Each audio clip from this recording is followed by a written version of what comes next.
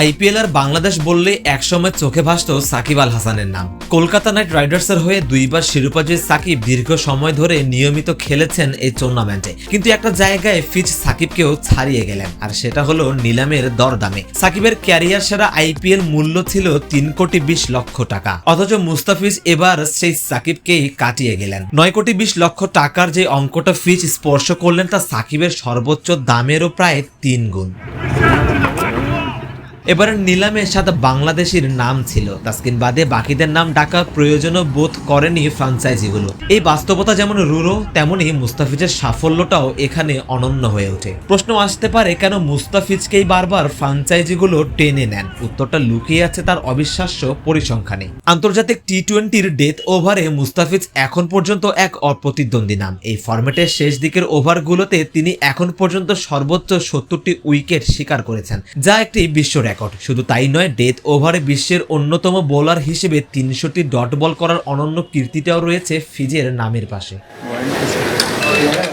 যেখানে ডেথ ওভারে বোলারদের ইকোনমিটা থাকে আকাশ ছোঁয়া, সেখানে কমপক্ষে 50 উইকেট নেওয়া বোলারদের মধ্যে ফিজের ইকোনমি রেট মাত্র 7.94, যা বিশ্বে দ্বিতীয় সেরা। এমনকি গত 18 মাসে 19তম ওভারে তার ইকোনমি ছিল অবিশ্বাস্য রকমের, মাত্র 3.0। এই বিধ্বংসী পরিসংখ্যানই তাকে ফ্রাঞ্চাইজিদের কাছে হটকেক করে তুলেছে।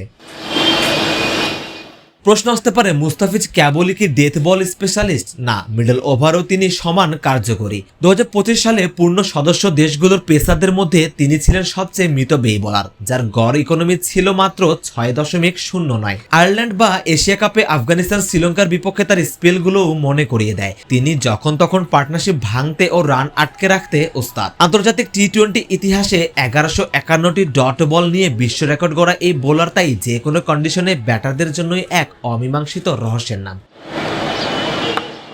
মুস্তাফিজকে নিয়ে দলগুলোর একটা বড় দুশ্চিন্তা থাকে বিসিবির এনওসি বা অনাপত্তিপত্র নিয়ে। জাতীয় দলের ব্যস্ততার কারণে তিনি পুরো সিজন থাকতে পারবেন কিনা সেই শঙ্কা থাকা সত্ত্বেও দলগুলো 9 কোটির বেশি টাকা খরচ করতে পিছপা হন না। কারণ ওই একটাই, মুস্তাফিজ যদি 10টি ম্যাচও খেলেন, সেই 10 ম্যাচেই তিনি একাই পার্থক্য গড়ে দেওয়ার সামর্থ্য রাখেন।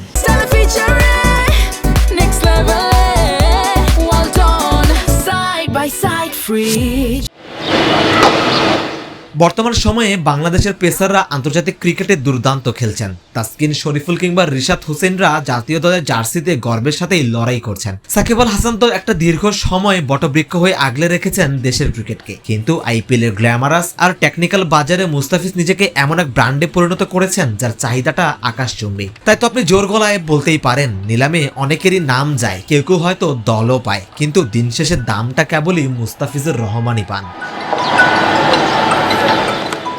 সারোয়ার সেতু, ক্রিকেট 97।